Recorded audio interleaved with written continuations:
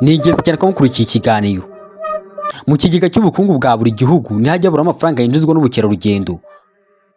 Buri gihugu cyose kiba gifite amateka yacyo, umuco wacyo, imyizerere yacyo n'ibyiza nyaburanga byacyo. Ubudasa bw'ibyiza nyaburanga bw'ahantu runaka nibwo butuma bahasuye bifuza kuhagaruka bwa kabiri, ndetse n'abatahasura bakifuza kuhasura. Akenshi ahantu hasurwa haba habumbatiye umuco, amateka cyangwa se kwemera kw'agace runaka. Niyo mpamvu akenshi usanga aho hantu haba hafite inkuru ivuga ku nkomoko yaho, rimwe na rimwe itavugwaho rumwe n'abashakashatsi bagerageza gucukumbura byinshi ku mateka yaho. Muri iki kiganiro tugiye kuvuga ku hantu hadasanzwe hafite ishusho imeze nk'iy'inzoka, hatangaza abantu benshi cyane. Ikibazo abahamenye bibaza ni ukuntu habayeho, by'umwihariko niba harabayeho kubw'uruhare rw'ubugeni bwa muntu cyangwa se kubw'imikorere kamere y'isi. Iki kiganiro cyitwa Isoko y'Ubuvumbuzi. Njyewe ukibagezaho nitwa Vincent Nsengiyumva. Mbahaye ikaze.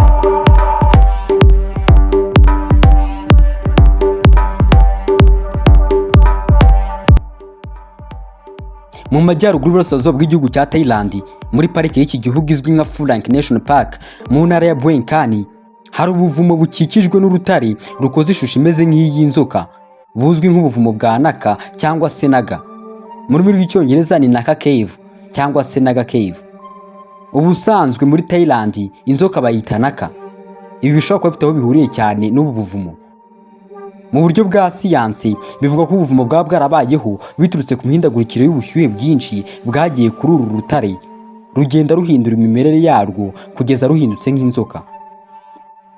Mu bijyanye n'imyemerere bivugwa yuko urusengero rwitwa Niagara ruherereye mu mujyi wa Welaketia rukomora izina ryarwo kuri ubu buvumo bwa Naka. Naka Cave bigahuzwa na Niagara Temple.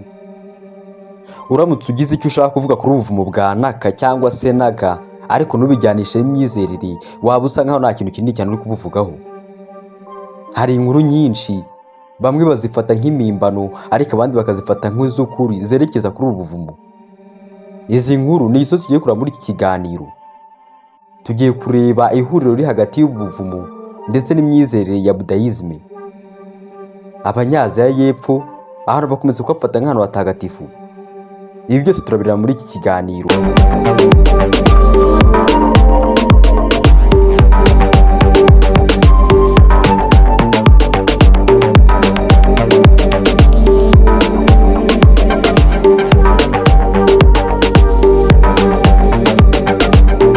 Mu myizerere y'Ababudisite n'iy'Abahindu baha agaciro gakomeye cyane inzoka, ku buryo ukinjira mu nsengero zabo usanga ku nkuta zazo hashushanyijeho ibishushanyo by'inzoka. Ibi ngibi bikaba bisobanuye byinshi cyane ku myizerere yabo, bigahuzwa n'ubuvumo. Niyo mpamvu mu buvumo bwa Naga ari ahantu habuze hakorwa meditasiyo, kandi akaba ari n'ahantu Ababudisite bo muri Thailand basura mu gihe cy'imvura buri mwaka. Buri mwaka nibura umuntu umwe mu bakorera meditasiyo muri ubu buvumo avuga ko abonamo uwitwa Thamu Yayi, byizerwa ko ari umurinzi w'ubwugamo. Nagasi cyangwa se Naga ni kimwe mu binyabuzima bifatwa nk'imana zifite imbaraga zidasanzwe mu myizerere y'Abahindu n'iy'Ababudisite. Naga y'ingore yitwa Nagis cyangwa se Nagnis. Akenshi Naga zigaragara nk'umuntu ku gice cyo hejuru uhereye ku mayunguyungu, ubundi ku gice cyo hasi zikagaragara nk'inzoka. Rimwe na rimwe Naga ishobora kugaragara nk'umuntu mu buryo bwuzuye cyangwa se nk'inzoka mu buryo bwuzuye.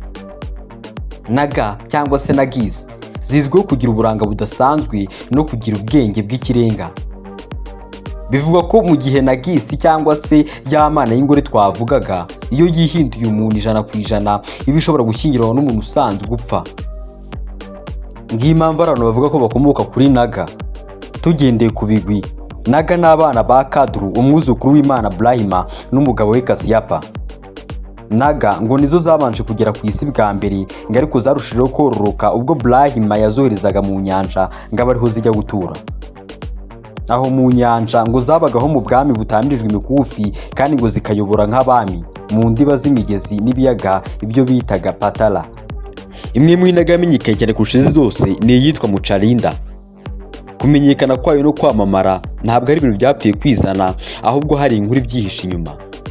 Bivugwa yuko mu byumweru 6 nyuma yuko Siddhartha Gautama uzwi nka Buddha yatangira gukora meditasiyo munsi y'igiti cyitwa Bodhi ngo ijuru ryijimye mu gihe cy'iminsi 7 ndetse hagwa n'imvura kataraboneka. Muri icyo gihe nibwo Mucarinda nk'umwami w'inzoka akaba n'umuyobozi mukuru w'abanaga yazanye ubwugamo bwe maze atwikira Buda wari ugeze mu kaga, amukiza iyo mvura yari imeze nabi.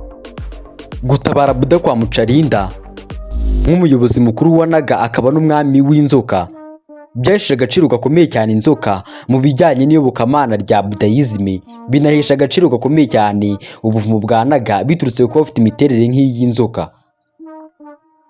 Naho mu bijyanye no kuvumburwa k'ubuvumo bwa Naga, bivugwa ko ubuvumo bwa Naga bwavumbuwe n'umuhigi wo muri iki gihugu cya Thailand, ngo mu buryo busa nk'aho ari ubw'impanuka uyu muhigi yaguye mu kanwa k'ubuvumo bwa Naga. Nk'umuntu wese ugeze mu kaga yarasakuje cyane yaka ubufasha, maze ijwi rye rikangura imyuka y'abakurambere bari bapfiriye muri ubu buvumo.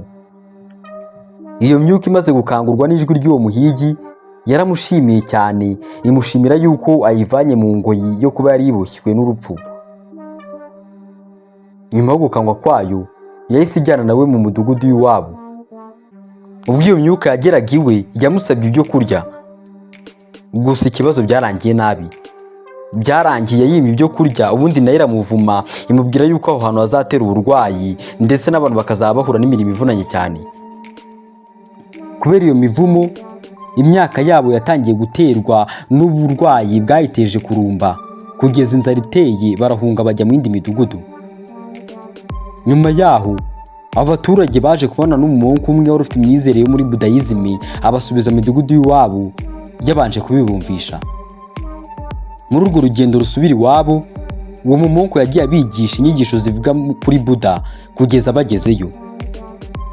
Ubwo bageraga muri uwo mudugudu bahoze batuyemo, basanze uko basize ibintu atari ko bikiri.